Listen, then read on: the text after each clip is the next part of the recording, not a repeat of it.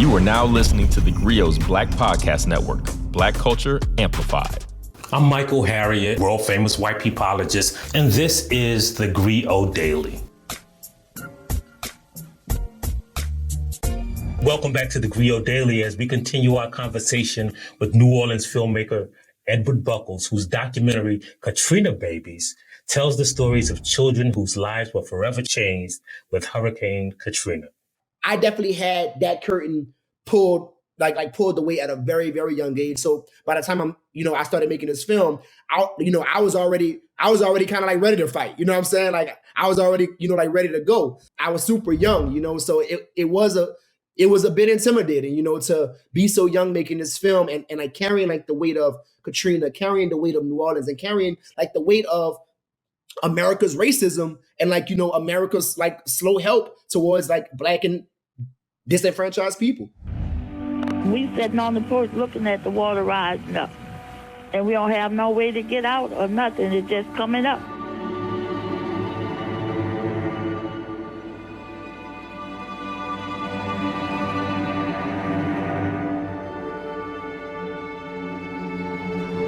In New Orleans, I think that one thing that we had to our advantage is family. When I watch this movie, one of the things I have to ask myself, and I think one of the things the audience will have to ask ourselves, and again, I might be prejudiced by viewing it as kind of a metaphor for all of us, but like, we ain't got no time machine. We ain't got, how do we fix this? We were just talking a few minutes before we started this interview about the idea of like the government giving people or helping people when in reality, that's our money. Like all the people who lived in New Orleans was paying the taxes to the federal government, to FEMA. Right. Like that was our money, and they won't give you back your money. But going forward, we love to say, but going forward, what's in the past is the past. But how do we fix this? Or is there a way to fix this? Not just what they did, but what the residual effects of this are. A term that was used like a lot from me when it came to making this film was like Sankofa, to go back and get it, right? To understand where you came from, right? Like, I don't believe in we moving forward so we gonna forget the past, right? Man, I can't tell you how many times someone has told me, like people in my family have told me, man, leave that alone, leave Katrina alone. Don't worry about that storm no more. We've moved forward. We're good. We've rebuilt, right? And while making this film, I'm like, nah, we gotta go back. We gotta go back, to Katrina, because Katrina was before the internet, era. It was before the internet was what it was today. We were just left out to dry, man, during the storm and after, you know what I'm saying? So it's we didn't have social media to kind of create a hashtag and bring some form of justice. We didn't have any of that. So, that's kind of what I'm doing with this project. I'm nah, we go back and talk about this, while we're talking about everything else that's happening currently, we're going to talk about what happened to us.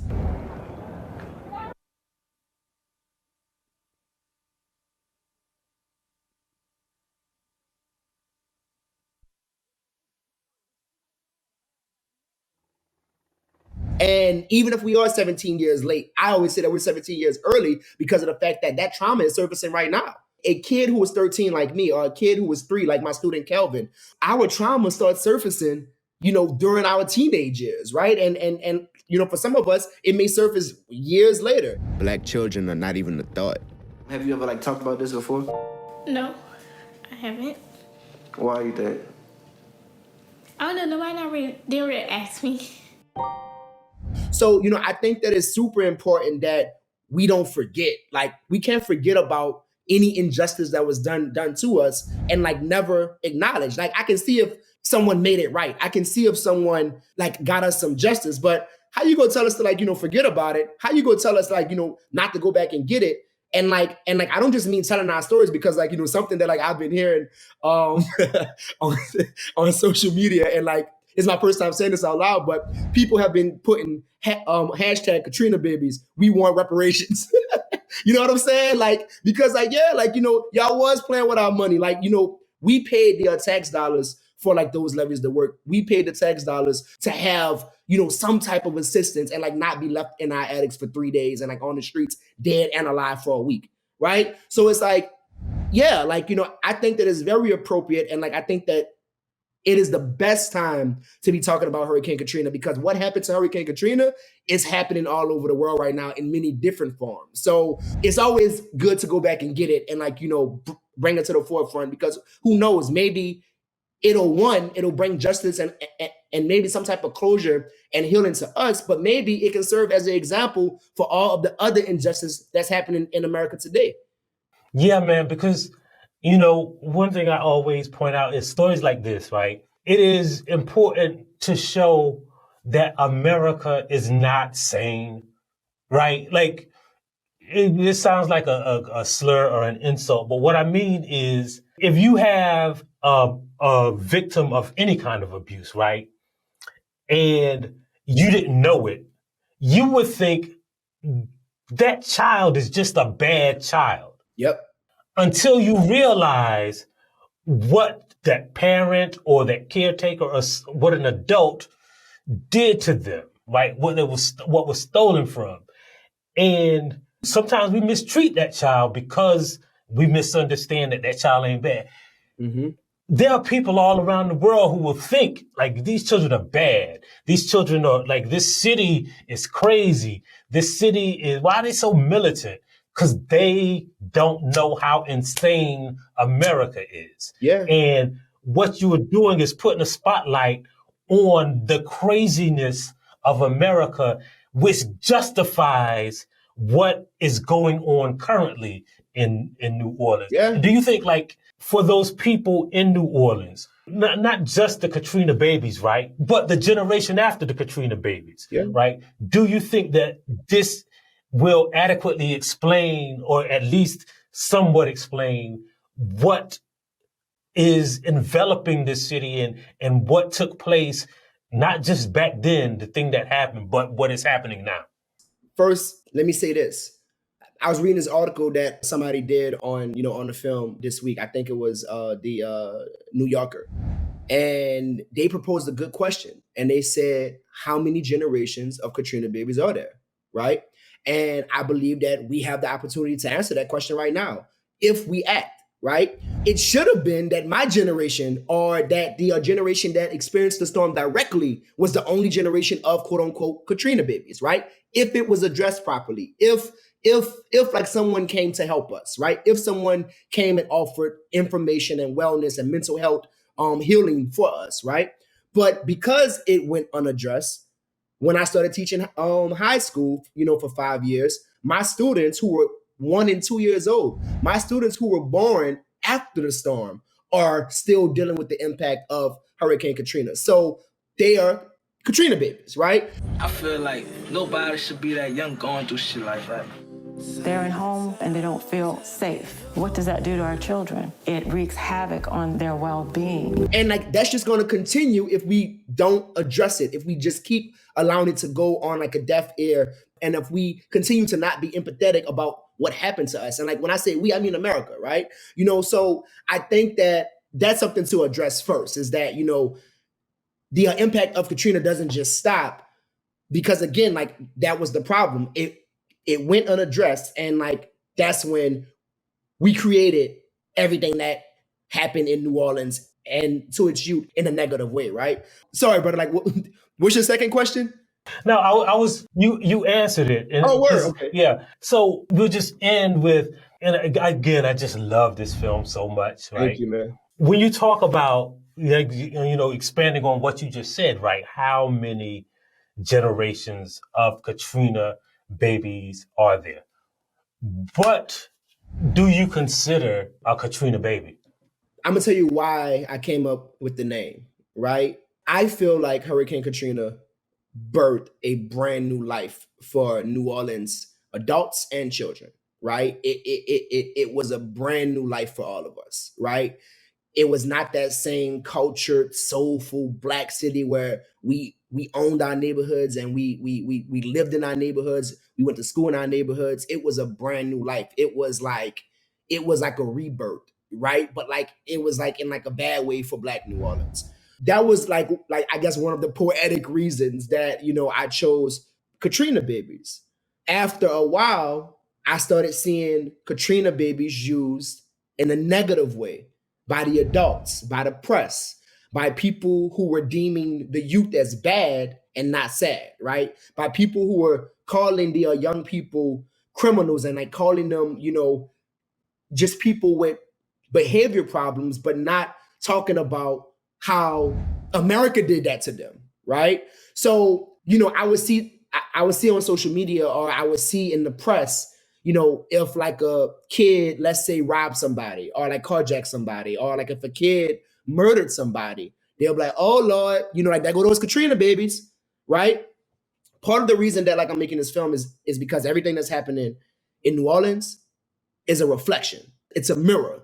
It's a reflection of like what y'all created. Like New Orleans youth are like, we are a reflection of America. We are a reflection of America's laziness, America's lack of empathy for Black people, and like America's, I'm sorry, hate, right? So we are like a reflection of that when it comes to what happened to us during Hurricane Katrina. So when I say Katrina Babies, it's also, you know, kind of making a nod to how it's being used against us in like a negative way. And it's like, nah, let's talk about it now. You know, like y'all want to call us Katrina Babies. Okay, this is why. Katrina is becoming a folktale, and we're the storytellers. Resilience is when you still find a way to have your head up and help yourself. Sometimes I feel like resilience is used as a tool because they want people to think, oh no, everything is okay. These people are good, like they're strong. Look at how much they've overcome. It's for me to say when I'm resilient. It's for me to say what is resilient. It's not for you. Like this film is to show why things are being more violent in New Orleans when it comes to young people, why we have anxiety, why we have depression, why we have PTSD, why we have trust issues when it comes to America, why we have fight or flight against authority, right? So, you know, like instead of just calling us Katrina Babies and like labeling us as bad, this is a film that is going to tell you why, right? So what are you going to do with it? It's so much to dig into, man. It's so much. I could talk to you all day. I got time, bro. I got time, dog.